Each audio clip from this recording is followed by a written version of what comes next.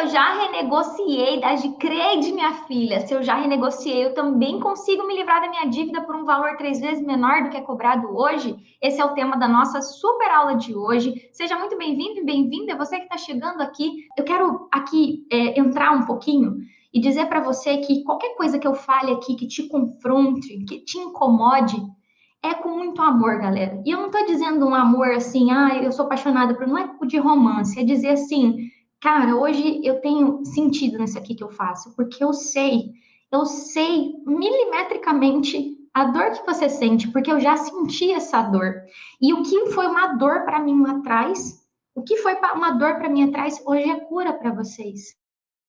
Ao falar do fato de eu ter dívida ainda não me comove, ainda não faz. Se eu disser que aquela cena de estar no mercado e tirar coisas do carrinho, que aquilo não vem à tona, e não vem à tona como uma tristeza, e sim como uma coisa de talvez a Cláudia está passando por isso, talvez a Elisângela ontem tirou algo do mercado e eu preciso falar, eu devo falar. E eu fui a pessoa que fez uma renegociação. Foi isso que foi o meu fundo do poço. Eu devia umas coisinhas, né? Eu devia lá 15 mil aqui, 20 mil ali de um consignado, 3 mil de cheque especial, 8 mil de cartão. Até que num determinado meu carro, até que num determinado dia, era um mês de setembro mais ou menos, o banco caiu meu salário, o banco descontou fatura de cartão de crédito, descontou a parcela de empréstimo, descontou o carro, descontou tudo que tinha para descontar e eu fiquei no negativo, sem dinheiro para pagar as contas do mês. Ficou a conta, tipo assim, o limite era 3 mil, a conta ficou menos 3 mil. Não tinha dinheiro para pagar o aluguel, não tinha dinheiro para abastecer o carro, não tinha dinheiro para ir no mercado, não tinha dinheiro para nada, para pagar luz, água, condomínio. E aquele momento eu falei assim: o que caralho eu vou fazer? Eu não tenho para quem recorrer. Eu não morava com a minha mãe, eu não morava com ninguém. Eu moro sozinha desde os 20 anos de idade. Isso eu tinha 23 para 24. E aí, bem naquela hora, eu falei: bom, tô lascada, mas eu tenho a minha última esperança. E uma esperança? Fazer uma renegociação. Juntar todas as dívidas numa parcela só. Ia ganhar um respiro nos próximos 60 dias e ia ficar tudo bem. Vocês acham que eu fiz conta? Vocês acham que eu fui multiplicar? Deixa eu ver quanto é que fica 48 vezes de 1.894. Quem é que aqui no Brasil vai comprar o carro e multiplica quantas parcelas vai dar no final? E eu apertei aquele botão para contratar aquele empréstimo de 30 e poucos mil reais sem olhar.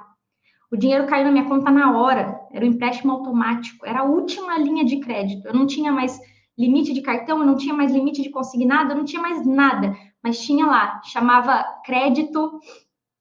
Ah, no YouTube tá ruim?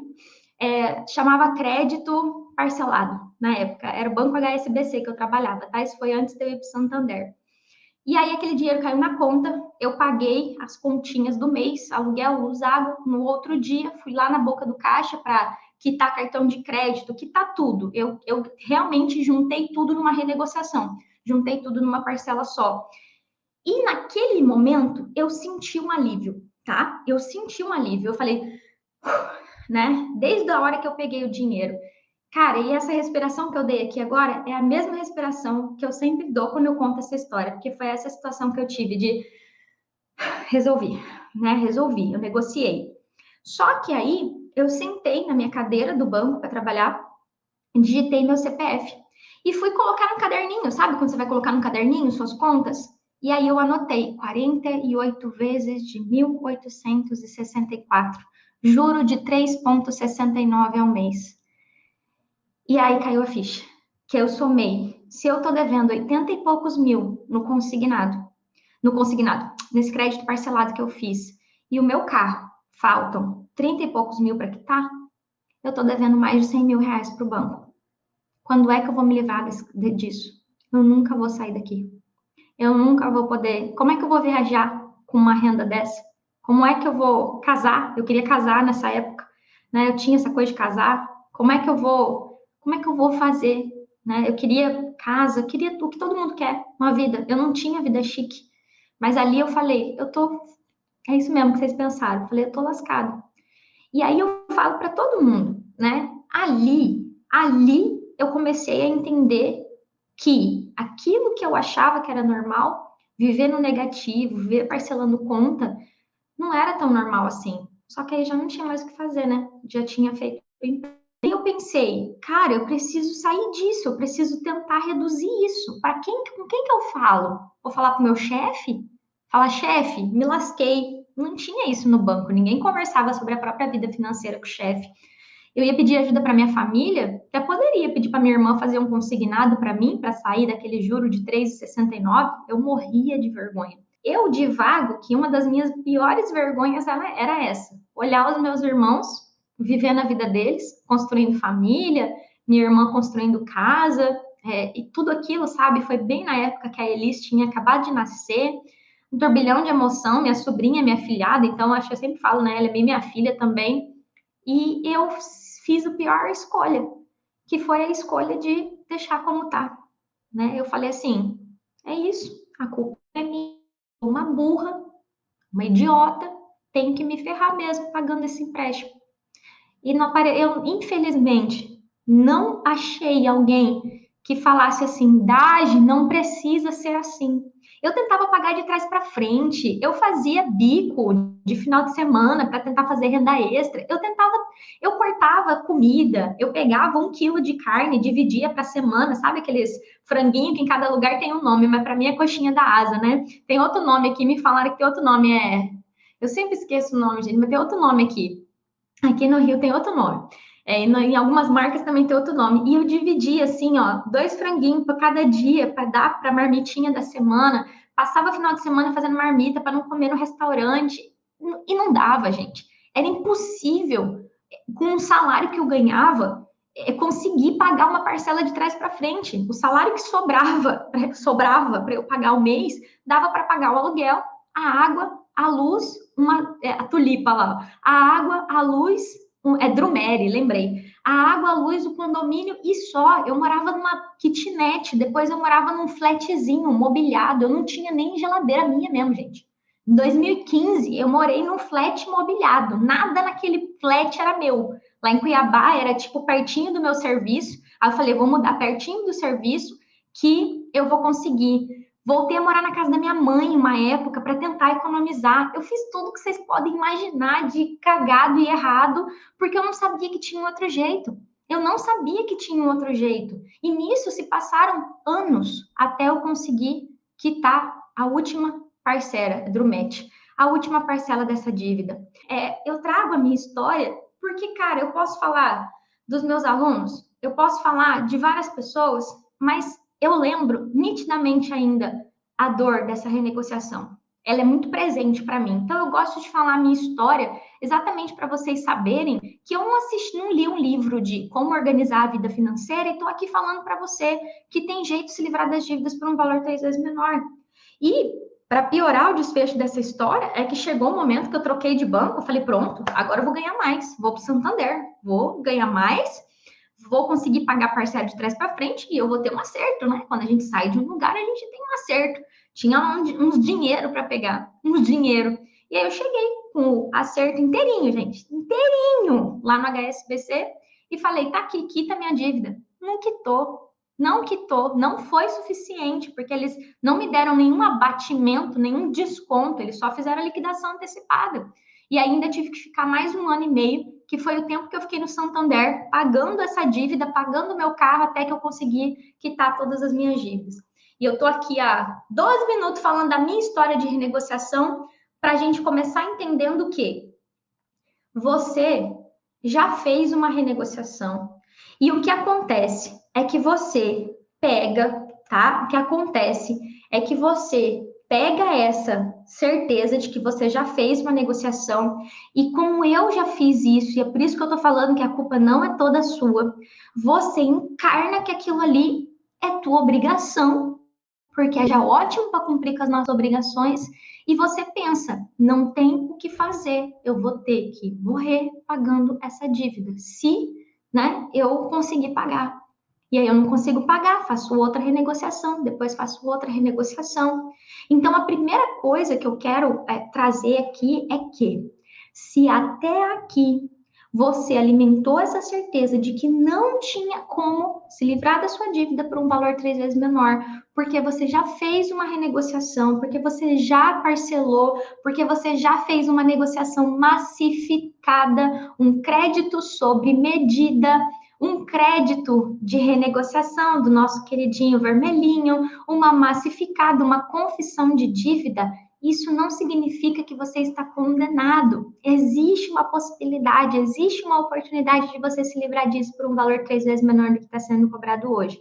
Só que tudo que eu falo aqui é porque eu desenvolvi técnicas de negociação que funcionam para cada caso, para cada dívida, e aqui entra a particularidade de cada renegociação. É muito mais simples, às vezes, né, resolver uma renegociação ruim de cartão de crédito do que resolver uma confissão de dívida. Mas as duas são possíveis de serem resolvidas, só que não com a mesma técnica. Para uma vai ser uma técnica, para outra vai ser uma técnica. Então, a gente vai partir daqui entendendo que não vai resolver você ir lá no banco. A gente já fez várias lives aqui onde eu falei, o gerente é só um funcionário. Trouxe isso na minha fala hoje para você. Se você percebeu, eu falei 48 vezes de R$ 1.865, a taxa de juros de 3,69. Ao longo das lives eu venho falando para você quantas parcelas, qual o valor da dívida, qual a taxa de juros. Então, assim, ó, olha a construção que eu venho fazendo com você e que eu estou fazendo aqui nessa live. Então, eu entendo que o fato de eu já ter renegociado não me faz estar fadado a ficar com essa dívida para sempre. A DAGE está me dizendo que eu posso me livrar disso por um valor 3 vezes menor, só que ela me trouxe aqui os pontos importantes. Eu preciso ter as informações da minha dívida, não vai ser o gerente que vai me ajudar.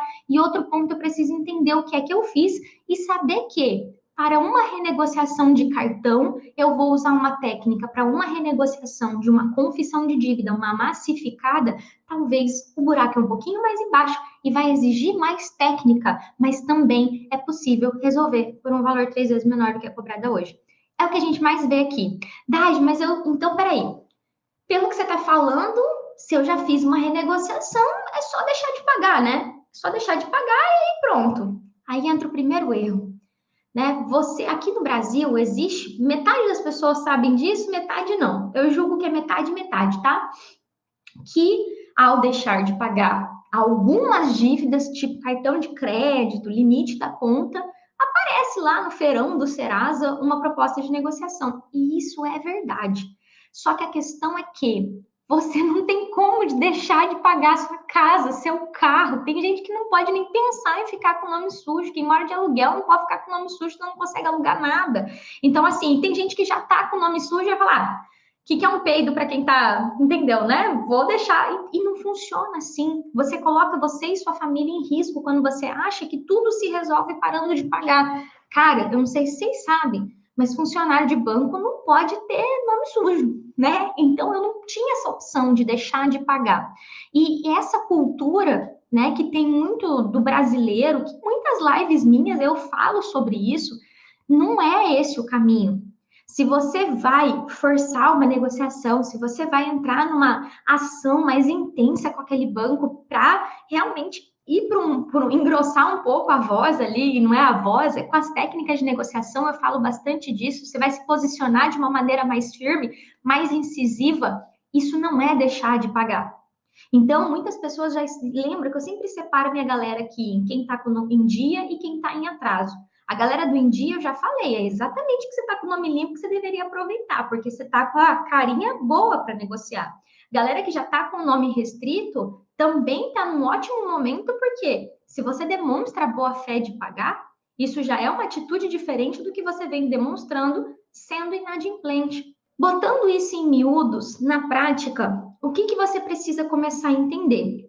E ó, galera, uma das coisas que às vezes as pessoas falam, até porque eu não tenho como saber todo mundo que está aqui, quem que já fez alguma coisa, quem não fez, meu objetivo é exatamente mostrar para vocês essa oportunidade, dizer que você também consegue e o que você já pode começar a fazer para conseguir conquistar isso, para tornar isso real na sua vida, percebam que assim, se hoje você já renegociou, se você já fez uma renegociação, se você já tem uma renegociação, a primeira coisa que você vai precisar entender é algo que eu venho batendo aqui, ó, na tecla ao longo de todos esses dias.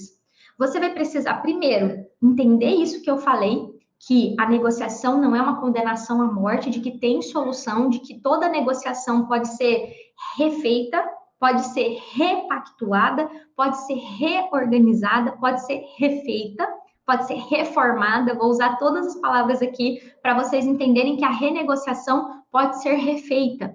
E a segunda questão é que vocês devem ter percebido, e agora eu vou deixar isso no bom português aqui, que assim como as dívidas se dividem em vários tipos, dívida de cartão, dívida de consignado, dívida de casa, dívida de carro, dívida de loja, de imposto, as renegociações também têm as características dela. Então, você que parcelou o cartão de crédito deve ter percebido que a burocracia para parcelar o seu cartão de crédito foi pequena. E a burocracia para fazer um crédito de reorganização, por exemplo, foi um pouco maior. Que a burocracia para renovar ou refinanciar o seu consignado é zero, porque o gerente está louco para bater meta. Então, ele soca lá e fala assim: oi, servidor público, tem uma margem para você. Então, no mesmo passo que nós fizemos até aqui, a visualização do quanto é importante entender quem é que vai te ajudar, qual que é a sua dívida, qual que é o tipo da sua dívida. Ontem eu falei sobre a resolução para você pegar os documentos da sua dívida. A gente pega o nosso olhar agora, vira. Agora, ó, já quero usar o exemplo da série que eu nem vi, mas a gente vira o olhar e olha para as renegociações com o objetivo de investigá-las e entender quais foram os acordos que você fez. Turma, pega essa visão que eu vou falar para vocês. A chave, a primeira chave para você se libertar da sua dívida é você entender quais são os cadeados que têm mantido você preso e presa nas dívidas. Parece complexo, mas pega aqui comigo. Quando eu era jovenzinha, na minha casa tinha muito cadeado. E como é que eu fazia para saber qual que era a chave certa? Me ajuda aí a galera do analógico, que ainda não tinha chave de dedo, que ainda não tinha cartão de acesso, igual é aqui no prédio que eu trabalho. Era a gente pegar assim, esse cadeado é aliança, então a chave é aliança. Esse cadeado é pado, então a chave é pado. E o que acontece? As prisões que acorrentam vocês, na grande maioria das vezes, é a cegueira de você não saber qual é a chave e em qual buraco eu vou enfiar essa chave. É a pado, é a aliança. Qual que é? E aí, entendendo isso, você consegue, então, entender. Pô, a Dagi já disse para mim que esse cadeado não é impossível de abrir. Depois disso, você tem a capacidade de começar a entender quais foram os acordos e combinados contratuais que eu fiz com esse banco, para que daí você comece, com base naquele documento, enxergar com clareza quais são as possibilidades que vão começar a surgir. Da pessoa com um monte de chave na mão, tentando abrir a porta e o navio afundando e não conseguia abrir a porta, porque o emoção está sob pressão. Então, eu comecei essa live aqui falando exatamente isso. Então, o que acontece? Quando eu comecei aqui falando que muitas pessoas, elas refugam ali o emocional delas chorando e outras brigando, é isso mesmo. Então, lá na Semana Mais Dinheiro Zero Dívida, a gente vai começar a colocar isso em ordem, tá bom? E é importante que vocês entendam isso. E outra forma que eu consigo literalmente mandar embora quem quer uma fórmula mágica é falando isso. Não existe fórmula mágica. Se você quiser achar um vídeo no YouTube, como sair das dívidas, eu te digo, boa sorte. Acha lá um vídeo de 15 minutos, de 20 minutos. Eu tenho mais de 500 vídeos de 1 hora. Todos gratuitos. Todos, tanto foi a primeira coisa que eu falei. Se você vai vir, falei para a pessoa, se você vai vir entrar na minha casa, porque meu Instagram é minha casa, entrar na minha casa, botar o dedo na minha cara, me traga fatos. Eu falei assim, eu duvido que você já assistiu as 550 aulas que eu tenho de graça no YouTube, né? E por quê? Eu vi ali que ali tinha uma dor. Então, assim, não tem uma fórmula mágica. Existe um caminho, existe um processo. Eu procuro brincar, às vezes, com vocês fazendo essas analogias, mas a confusão da dívida, em geral, é pela falta de clareza e conhecimento dos contratos que vocês já assinaram. Partindo desse princípio, a gente entende que, Daj, então tá, já consegui entender que se eu já renegociei tem solução, já consegui entender que eu vou ter que começar acreditando e entendendo, e depois começando a entender qual é o cadeado, qual é a chave, o que que eu comecei o que que eu contratei? Eu contratei um parcelamento de cartão, eu renovei meu consignado, eu fiz um crédito de renegociação, eu fiz uma negociação massificada, um sob medida no Santander. O que que eu fiz? Qual que é o nome disso? Eu fiz uma confissão de dívida com aquele banco mais privadão ali, uma cooperativa da vida, uma financeira, uma Aimoré da vida. Cadê o documento desse negócio, né? Quais foram os combinados? Que taxa de juro? O que que eles emboscaram? O Santander, quando faz renegociação, em geral, eles dão umas 3 páginas assim, onde eles mostram o que que foi feito, qual foi a composição feita, qual foi o combinado feito. E, turma, vocês estão muito acostumados a dar li, aceita e concorda. Você não leu porcaria nenhuma, não entendeu nada e assinou mesmo assim. É assim, ó, no lugar desse li, aceito, concordo, devia estar assistido assim. Não li, mas concordo mesmo assim, seja o que Deus quiser. Quem aí já assinou um contrato assim? Li, não li, mas digo que li. Não sei se eu aceito, mas vou aceitar e seja o que Deus quiser. Quem nunca assinou um contrato assim? Hoje eu estava falando, fazendo uma consultoria e falando isso, falando assim, cara, como é que você não tem contrato? Falei, cada coisa que tem na sua vida tem que ter um contrato. Então, a sua casa tem uma escritura, o seu carro tem um documento, tudo tem um documento. E documento é o que vai te dar a primeira clareza de saber o cadeado é pado ou o cadeado é aliança, né? Qual que é a marca do cadeado? Hoje já deve ter um monte de marca de cadeado, tá bom? Então, assim, se você já assinou a renegociação, já fez a renegociação, né, e não leu, tá tudo bem, é para isso que eu tô aqui para falar, ó, mesmo assim é possível. Dito isso, a partir do momento que você entende o que você tem, você agora tem a possibilidade de ir para um cenário, de entender as técnicas de negociação, você agora você tem a capacidade de começar o ataque às dívidas de fato e começar a buscar as opções práticas, né, técnicas para se livrar dessa dívida por um valor 3 vezes menor. Só que agora eu quero convidar para vocês para um raciocínio. Imagina que, né, eu passei a minha vida inteira achando que a única forma de atravessar daqui onde eu tô lá para o BRT era fazendo a volta. Eu não sabia que tinha uma passarela. Até que alguém fala para mim, ô da GL, se você quiser atravessar a rua, bem ali tem uma passarela que as pessoas usam para atravessar. Não precisa dar a volta. Até que alguém me falasse que ali tinha uma passarela, eu estava dando a volta. E eu seria capaz de passar a minha vida inteira sem saber que tinha uma passarela para atravessar. Eu ia ficar dando a volta, porque era o caminho tradicional que eu conhecia. E eu tô falando para vocês algo real, tá? Eu trabalho aqui e o Rio de Janeiro é uma cidade grande, pode rir da minha cara, aqui tem muita passarela. Eu não tô acostumada com passarela. Passarela é um treco para atravessar a avenida, né? Lá em Cuiabá a gente atravessa, no meio da Miguel Sutil, e sabe, para atravessar correndo para o carro não pegar.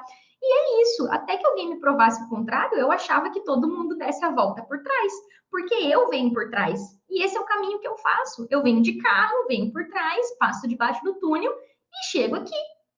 E eu nunca tinha ido lá para outro lado. E se alguém não me falasse, ó, Dash, se você quiser ir ali no downtown, tem um shopping aqui, você tem uma passarela ali que você atravessa, já sai lá na porta do shopping, que dá para almoçar lá, né? E, cara, eu ia dar a volta para ir no downtown. Eu ia pegar a volta a pé, porque eu sabia esse caminho. E pode ser um exemplo idiota para vocês, mas é isso que tem mantido vocês preso no mercado financeiro, refém desse sistema que só quer que vocês se endividem mais.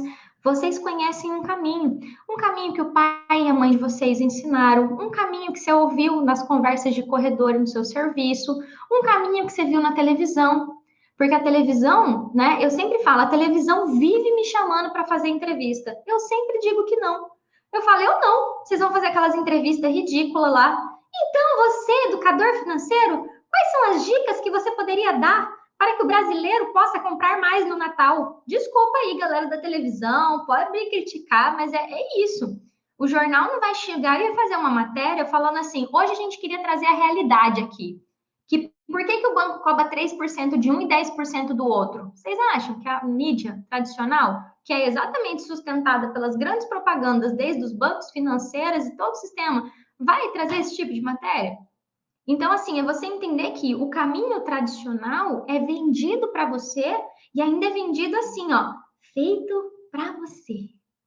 Tá com problema financeiro? Vem cá, a gente renegocia. E é tudo tão bonito, né? Quando você chega para renegociar, você chega e fala assim: Ô, Joãozinho Zé das Couve, recebi uma mensagem aqui que tem um parcelamento para mim. Ô, João, senta aqui, vamos tomar um café. Caraca, ó, o banco liberou uma condição para você aqui, ó, inacreditável. Cara, nunca vi isso aqui. Trabalhei no banco, ó, trabalho no banco há uns 8 anos aqui, ó. É porque você é um cliente top mesmo, assina aqui. E aí você sai feliz, porque esse é o caminho tradicional. Aí aparece a maluca falando para você que tem uma passarela que você pode atravessar, que eu não estou dizendo para você que vai ser fácil, porque tem as escadas da passarela, porque às vezes você tem medo de altura, né? E tem os desafios lá, mas é um caminho. E os dois caminhos estão diante de você, o de fazer do jeito que você sempre fez e fazer de uma forma diferente. Beijo,